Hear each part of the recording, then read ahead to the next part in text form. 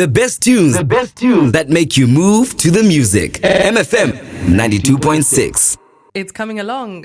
Sunset Switch Up here, the Chasing Gold album. That brings us to our interview this evening. Welcome. I'd like to welcome to the show who is joining us on the line this evening is our institutional registrar at Stellenbosch University. Dr Ronel Retief is on the line. And of course, that song is courtesy of Ronel. Ronel, thank you so much for joining us and making time to chat to us. Good evening from all of us here at MFM.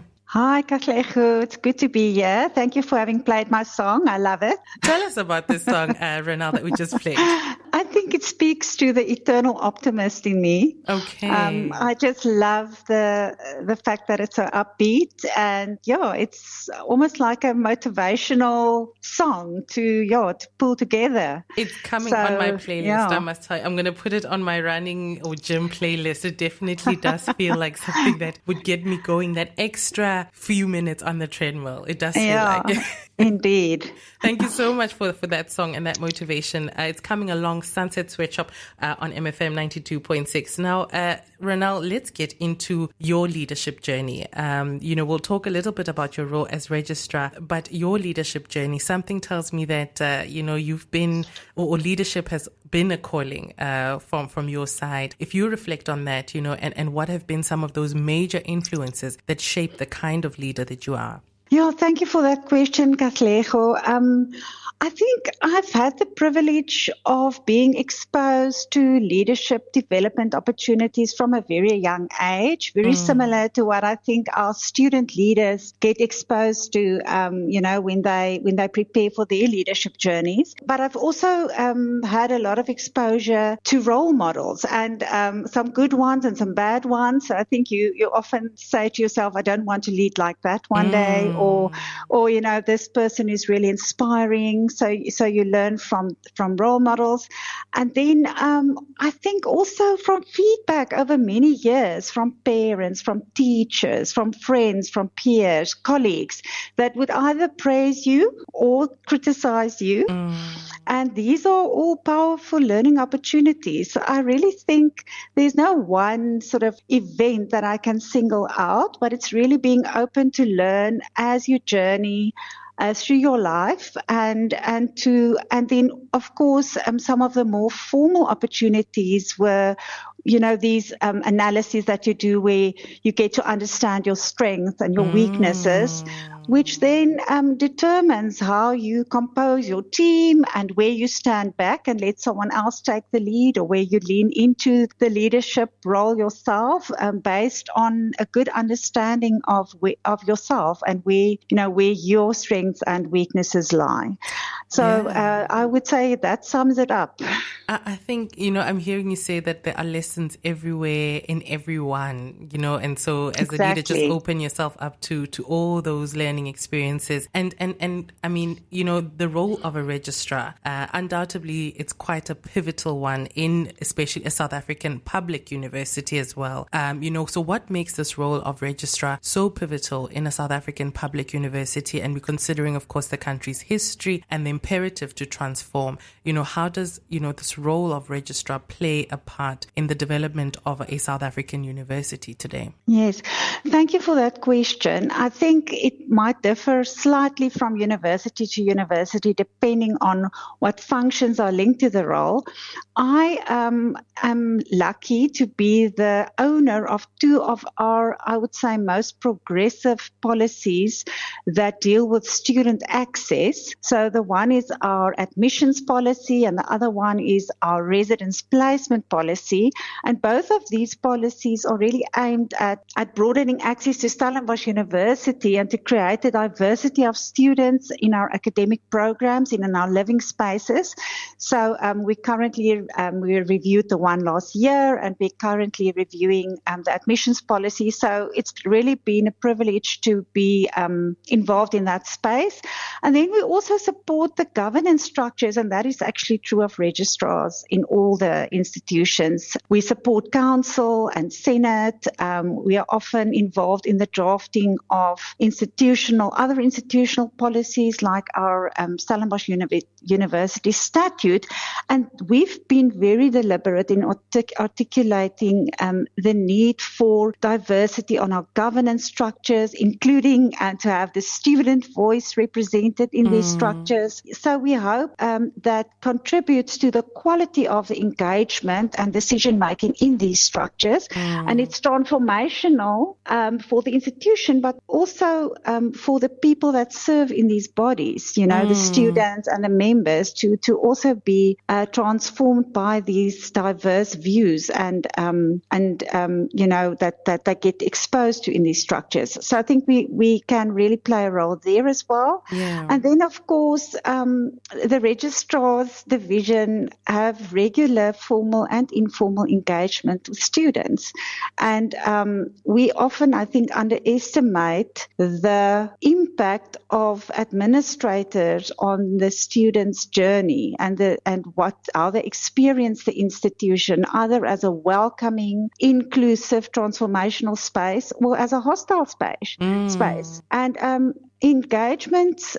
students' engagements with the administrators can either be debilitating or transformational. So for me, it's very important that we don't ignore the influence that our interactions have on our student body on a daily basis. We're chatting to Dr Ronel Retief. She's the institutional registrar right here at Stellenbosch University. Now, Ronel, the admissions policy, the residence placement policy, I would think that, our listeners are probably also thinking what informs, how admissions and residence placement, what informs how it's going to happen now and well into the future as well. So there's three.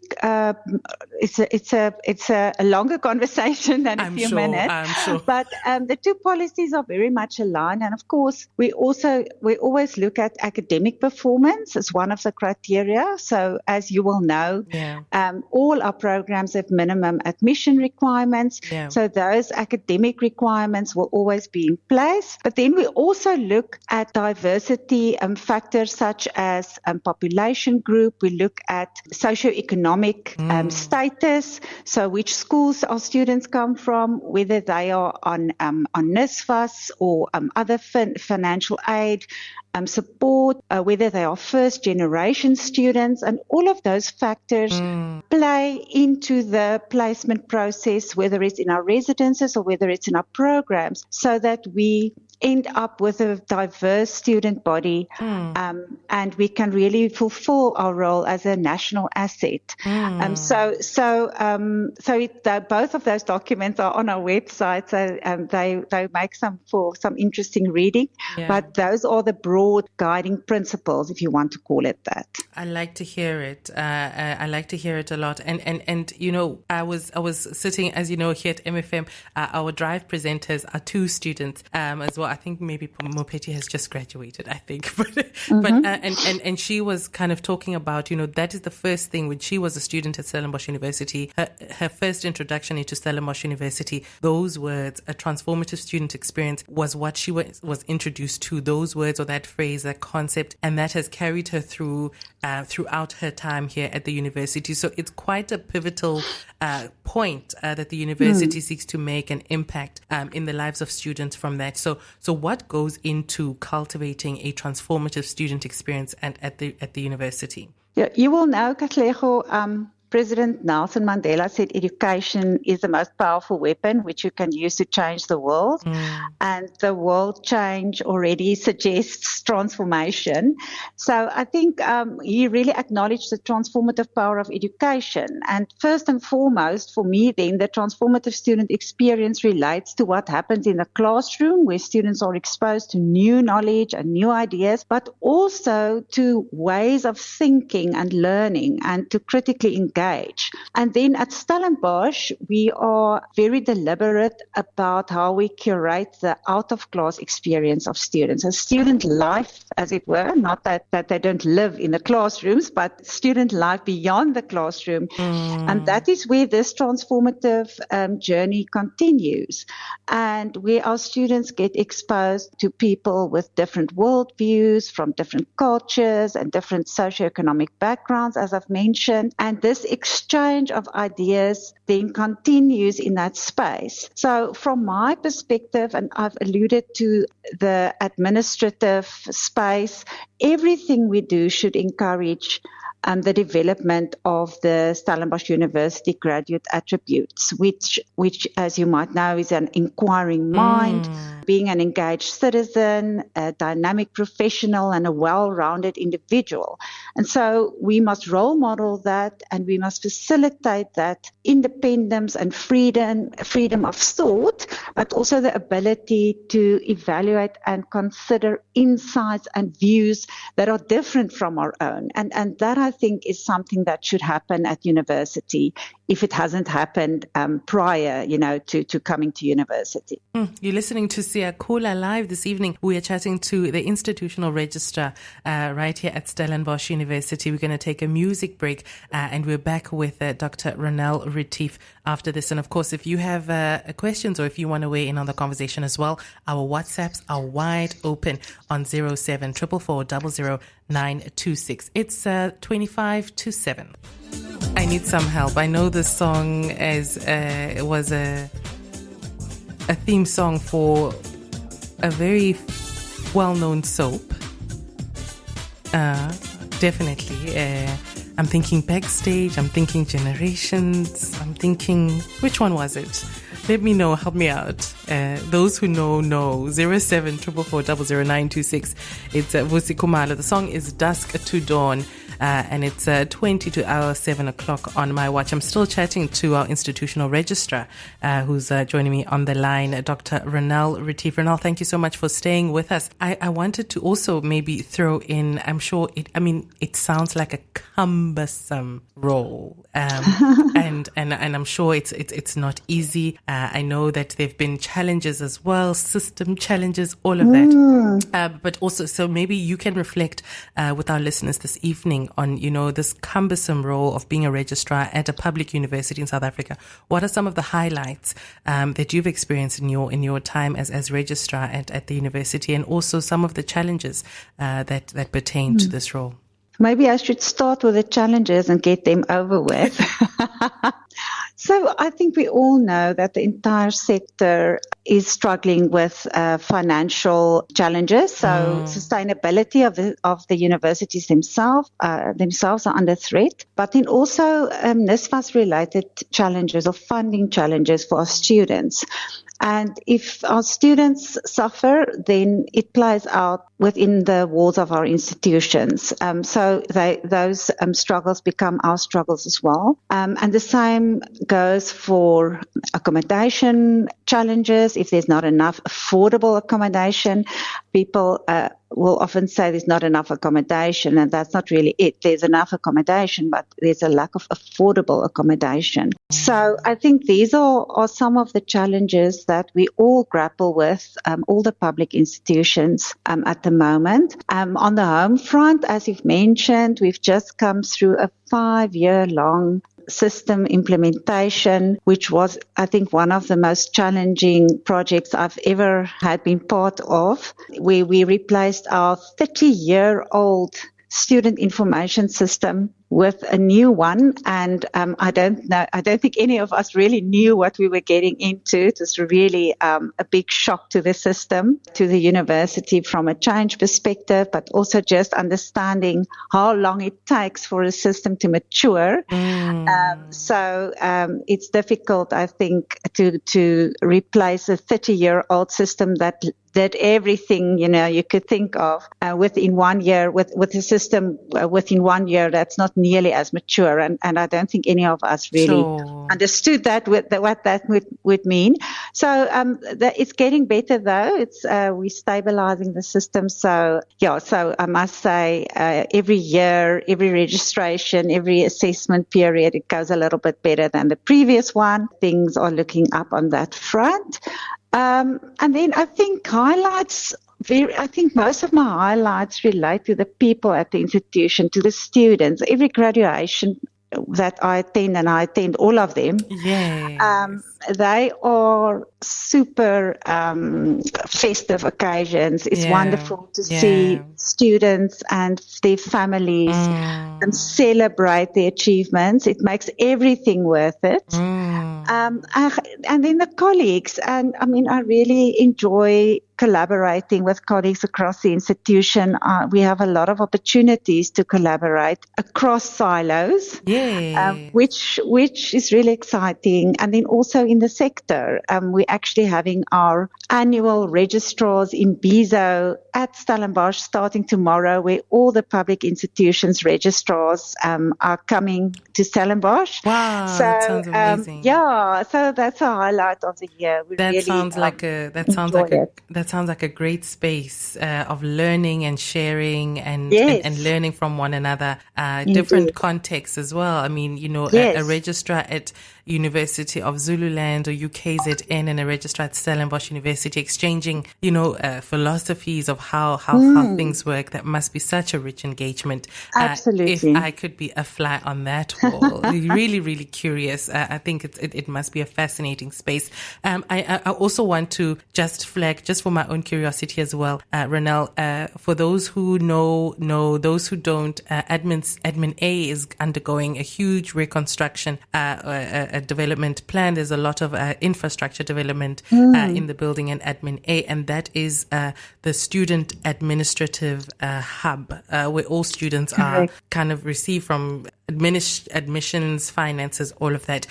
What can we expect? What can we expect to come out of that building? It promises something really exciting. Oh, Katlego, I can't wait.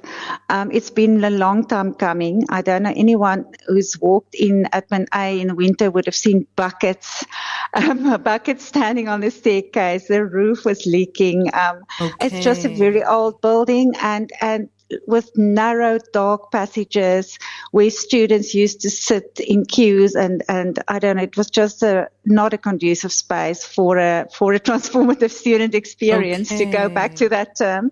So it's really, we're hoping for it to be a friendly, welcoming, light space with modern technology. We don't want our students to sit, in these dark little passages waiting for service. I really hope it will lift the staff morale. It's difficult to sometimes be an administrator sitting in your office doing the drudge, the going through the motions of the drudgery of your everyday work when you're not dealing with students. So yes, it's just, I really hope it will do a lot for staff wellness, but it should also do a lot to help us just, live that operational excellence. Right. We always pride ourselves in academic excellence, but I think we really also want to support the excellence of our institution with operational excellence and really giving our students the very best experience in terms of our services. 2026 is just around the corner, and we're going to experience that. I'm also looking forward to seeing it. Now, in terms of, we're thinking about women as well during the month of August, thinking about women in academic leadership.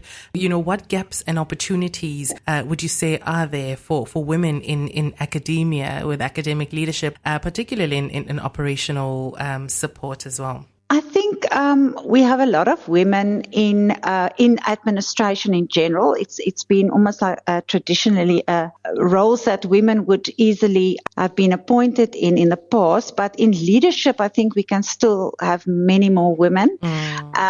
So when you go to the more senior levels, it's pretty much still a male-dominated space. And I think what women might bring to the higher education leadership space is not that I think all women are the same, and I might be generalizing a little bit, but women have been socialized to be, I think, more collaborative and compassionate, and they are quite comfortable with being vulnerable. And I've seen that vulnerability actually liberate other people to be more authentic and to be themselves.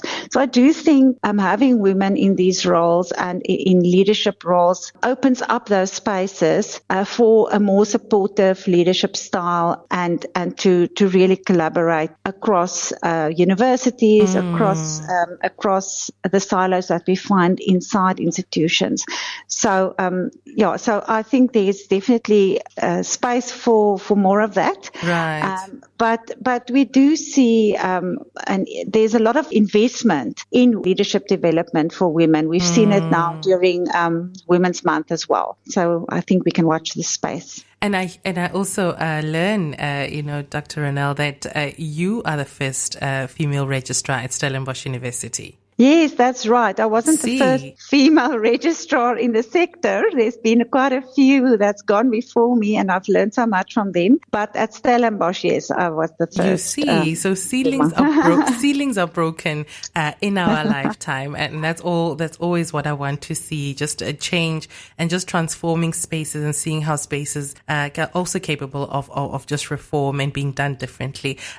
Before I let you go, Ronel, just one last thing. I would like you to maybe help us maybe peek into your forecast a little bit in terms of, what are some of the things that you forecast in terms of the future of higher education in South Africa? What is likely to impact higher education in the future, and be it student enrollments, examination, graduation, and student experiences as well? Sure, that's a difficult one. I can say what I hope for. Yeah. I hope for equitable access and everything that will take. I think that's probably the toughest one because it links to finance. Much improved governance, that we will hold each other accountable, and we will be accountable and responsible with not only our resources but also the lives that have been entrusted to us. And then I think something that's very important to me is that we become increasingly student-centered and student-focused, that we realize we are here because of the students and we are here for the students, and that everything we do is aimed at supporting our students to graduate and to embrace their futures. So that would be my optimistic forecast. And higher education is, like you say, it's a national asset. So it all works together for the good of our public as well. So I'm also here for it. Thank you so much, Ronel, for your time this evening and for a wonderful conversation and hearing some of your insights as well. I look forward to another productive 2026. All the best to you. Thank you, Katlego. Thank you for having me. Your dial is tuned to MFM 92.6. Move to the music.